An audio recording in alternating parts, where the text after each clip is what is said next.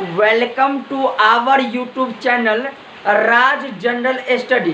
Dear friends, आज के video lecture में हम लोग भारत में आने वाले यूरोपियन कंपनियों के बारे में आगमन का ट्रिक देखेंगे और ये भी जानेंगे कि भारत जैसे विश्व गुरु देश का जो समुद्री इलाके से समुद्री मार्ग के द्वारा खोज किस प्रकार से हुई। तो चलिए स्टार्ट करते हैं।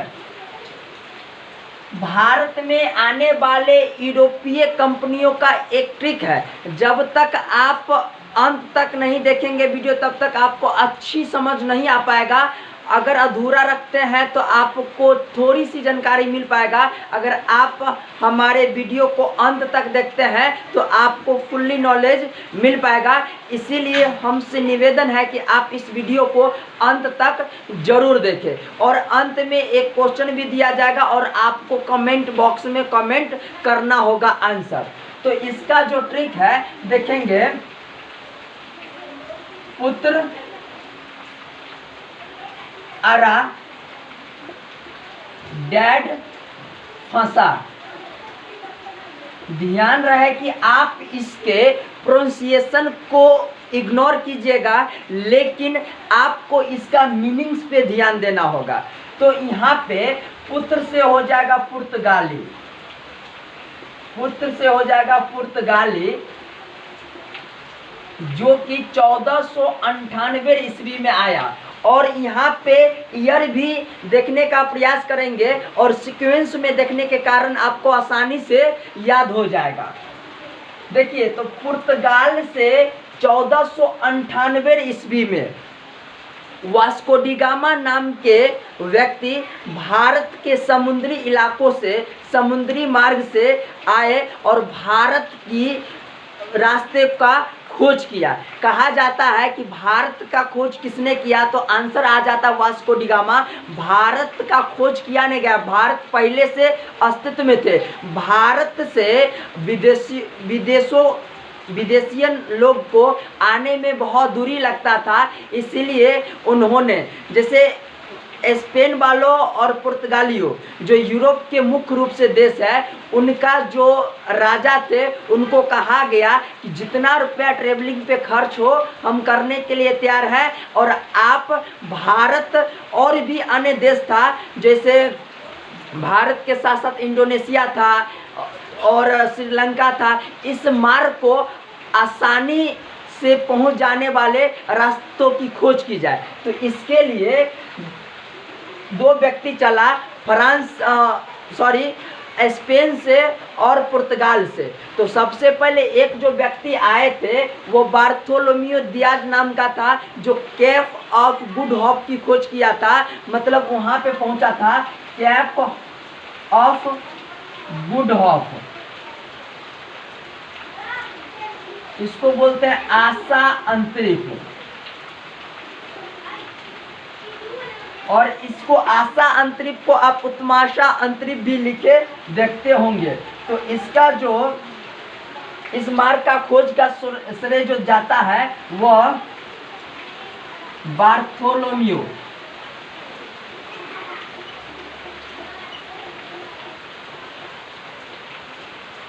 दियाज को जाता है।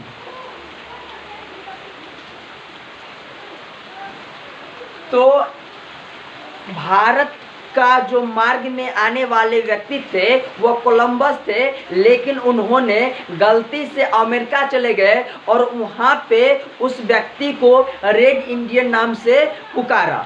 तो यहाँ पे आपको इतनी बात समझ में आ गया कि रेड इंडियन किस नागरिक को कहा जाता है, तो अमेरिका के नागरिक को कहा जाता है। और ये स्टेटमेंट, ये जो बात सबसे पहले बोला था वह कोलंबस नाम के व्यक्ति ने बोला था।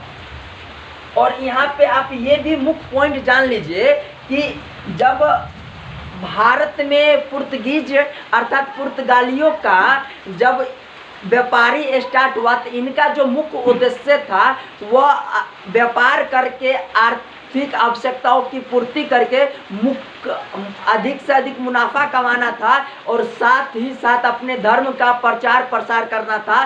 बाकी जो यूरोपियन व्यक्ति का जो, या फिर आपका है कि ईस्ट इंडिया कंपनी, फ्रांसीसी, डच, स्वीडिश, इस सब का मुख्य जो उद्देश्य था वह व्यापार करना था, आर्थिक व्यवस्था को मजबूत करना था। लेकिन इनका एक के साथ अलग भी उद्देश्य था, जो कि धार्मिक धर्मों का प्रचार करना था। तो यहाँ पे एक जो व्यक्ति है फ्रांसिस्को डी अल्मीरा, इन्होंने हिंद महासागर पे अपना कब्जा कर लिया और वहां पे ब्लू वाटर पॉलिसी, इसी को शांत जल पॉलिसी के नाम से जाना जाता है, इन्होंने ये स्टार्ट किया ताकि इंडियन लोगों पे अपना शासन चला सके। तो इनका जो गेम था वो बहुत ही सोचा समझा था। इन्होंने सोचा कि अगर हम भारत पे एकाएक कब्जा करने लगे और एकाएक भारत के व्यक्ति को अपना विचार मनवाने के लिए प्रतिबद्ध कर दे तो ये संभव नहीं है। तो वो एक अलग भाग पे अपना कब्जा जमा लिया और ये नीति बना दी गई। उसके बाद दूसरा जो व्यक्ति आते हैं अल्बुकर के नाम के आते हैं, और इन्होंने गोवा को जीतकर, गोवा आदिल शाह से जीत के अपना कब्जा में कर लिया। और इन्होंने एक सबसे बड़ा जो काम किया कि इन्होंने सती प्रथा को बैन किया। और सती प्रथा का मतलब ये होता है कि जब भी कोई महिला, अगर उसका पति एक्सपायर हो जाता है तो या तो उसके साथ में जला दिया जाता है या फिर उसको मैरिज करने के लिए प्रतिबद्ध कर दिया जाता है। तो इन्होंने सोचा कि अगर हम अपना साम्राज्य बढ़ाना चाहेंगे तो इसके लिए पुर्तगालियों की अधिकतम मात्रा चाहिए, अधिकतम पुर्तगाली चाहिए ताकि यहाँ पे हम शासन कर सके। तो इन्होंने सबसे बड़ा ऐसा शख्स था जिन्होंने ऐसा माइंड गेम खेला, जो कहा कि जितने भी पुर्तगाली है यहाँ के महिलाओं से विवाह करे और अपना विवाह करने के बाद उनका जो बच्चे होंगे उससे यहाँ का जनसंख्या, पुर्तगालियों का जनसंख्या ज़्यादा होगा, जिससे यहाँ पे हम लोग अधिकार कर पाएंगे। उसके बाद एक तीसरा व्यक्ति आता है, कान्हा नाम क्या आता है, नूना कान्हा इस तरह से को कहते हैं। और इनका मुख्य जो काम था वो गोवा को राजधानी बनाया। और जो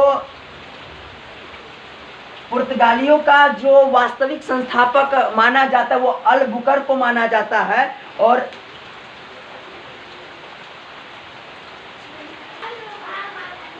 पुर्तगाली ऐसा विदेशी था जिन्होंने भारत में सबसे पहले आया और सबसे अंत में रिटर्न गया, मतलब 1498 ईस्वी में आया और 1961 ईस्वी में गया, मतलब भारत आज़ाद होने के बाद गया। दूसरा आता है, यहाँ पे अ से हो जाएगा अंग्रेज। इस पॉइंट को आप ध्यान से देखिएगा। अंग्रेज आते हैं 1600 ईस्वी में। देखिए बात यहाँ पे ऐसा है कि जो भारत में आने वाले यूरोपियन कंपनी है उसमें सबसे पहले पुर्तगाली आते हैं और उसके बाद अंग्रेज आते हैं, उसके बाद डच आते हैं, डेनिश आते हैं, फ्रांसीसी आते हैं और स्वीडिश आते हैं। लेकिन कंपनी स्थापना करने की बात किया जाए तो इस पॉइंट को ध्यान से जानिएगा। तो यहाँ पे जो अंग्रेज नाम का अंग्रेज जो थे, तो अंग्रेज से लोग मतलब अंग्रेजी जो ईस्ट इंडिया कंपनी की स्थापना होता है 31 दिसंबर 1600 ईस्वी में होता है। और इंग्लैंड के जो महारानी है वहाँ से 15 साल का एक आज्ञा पत्र लेके आता है और यहाँ पे ईस्ट इंडिया कंपनी की स्थापना की जाती है। मतलब 31 दिसंबर 1600 ईस्वी में यहाँ पे ईस्ट इंडिया कंपनी की स्थापना की जाती है। और ये जो डच है, डच हो जाएगा डच, जो 1602 ईस्वी में आते हैं। 1602 ईस्वी में ये करते हैं अपना कंपनी की स्थापना, लेकिन आते हैं अंग्रेज से पहले। ध्यान से इस पॉइंट को समझिएगा। ये जो ट्रिक लिखे हैं, पुत्र अरा डैड फंसा, मतलब पहले पुर्तगाली आते हैं और पहले यही अपना फैक्ट्री स्थापित करते हैं, उसके बाद डच आते हैं, लेकिन 1602 ईस्वी में फैक्ट्री स्थापित करते हैं, और उसके बाद अंग्रेज तीसरी बार में आता है, लेकिन अपना फैक्ट्री 1600 ईस्वी में स्थापित कर लेता है। और ये एक जो डच है वो गवर्नमेंट चलाती है और अंग्रेज जो होता है प्राइवेट है, जिसके कारण इसका ज़्यादा दिनों तक नहीं चल पाता है, और ये करीबन 200 सालों तक भारत पे शासन करता है, राज करता है। और सबसे महत्वपूर्ण बात ये है कि जो पुर्तगाली का जो मुख्य उद्देश्य था वो अधिक से अधिक मुनाफा कमाना, तो यहाँ पे मिर्च, लाल मिर्च वगैरह लेके आते हैं, आलू लेके आते हैं, बहुत सारा अनाज लेके आते हैं और यहाँ पे बेचते हैं। तो पहली बार जो पुर्तगाल से वास्को डी गामा नाम के व्यक्ति आए थे, उसके बाद जो यहाँ से सामान ले गए तो 60 गुना अधिक मुनाफा, जितना उसका ट्रेवलिंग पे खर्च हुआ था उससे 60 गुना रुपया ज़्यादा कमाया। तो आप सोच सकते हैं कि भारत में व्यापार करने से कितना फ़ायदा हो रहा था यूरोपियन को। तो यहाँ पे ये डच जो व्यापारी है ये कमज़ोर पड़ने लगते हैं। तो उसके बाद इसका पुर्तगाली का शासन 1961 में जाता है, तब तक इसका चलते रहता है कमोबेश।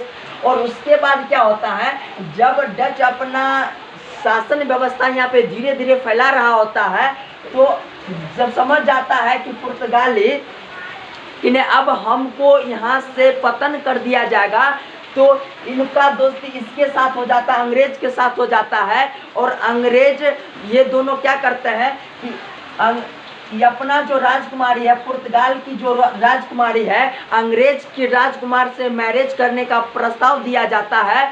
और यहाँ पे जो पुर्तगाली है वो वहाँ पुर्तगाली का मुंबई पे शासन होता है, और अंग्रेज के राजकुमार को पुर्तगाली मुंबई देने का वादा करते हैं और मुंबई दहेज में देते हैं। पहले यही होता था कि पहले के समय में अगर कोई राजकुमार किसी राजकुमारी से शादी करते थे तो उसको कोई सा प्रांत दहेज में दे दिया जाता था, कोई सा शहर दे दिया जाता था, कोई सा राज्य दे दिया जाता था। तो वही काम पुर्तगालियों के द्वारा किया गया कि मुंबई शहर जो कि भारत में पड़ता है वो दे दिया गया अंग्रेज को। और अंग्रेज इस पे पूर्ण रूप से अपना शासन नहीं करते, लेकिन एक होता है किराए जैसा, उस पर लगा देते हैं और उसका बट्टा मतलब उछलते हैं। तो ऐसा किया गया। तो इनका जो पुर्तगाली को दहेज में बम्बई या मुंबई देने का मेन रीजन यही था कि अगर इससे युद्ध हुआ था, उसके बाद अगर उससे डायरेक्ट रूप से छीन लिया जाता तो इसका इंसल्ट हो जाता, जिसके कारण ये ने एकदम सोच लिया कि अगर ये देंगे तो मेरा साम्राज्य भी रह जाएगा और अपना जाएगा तो राजकुमारी के हिस्सों में जाएगा। इसलिए इन्होंने मुंबई को अपना दहेज के रूप में दे दिया। उसके बाद आते हैं डेनिश।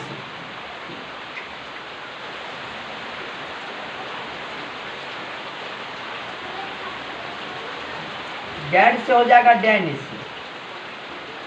ये आते हैं 1616 ईस्वी में। उसके बाद आते हैं फ्रांसीसी।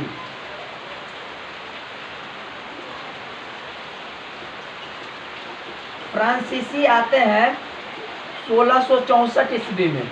और उसके बाद आते हैं स्वीडिश। ये आते हैं 1721 में। आपको कमेंट बॉक्स में आंसर करना है कि इंडिया से सबसे पहले कौन सा व्यापारी अपने देश लौटा।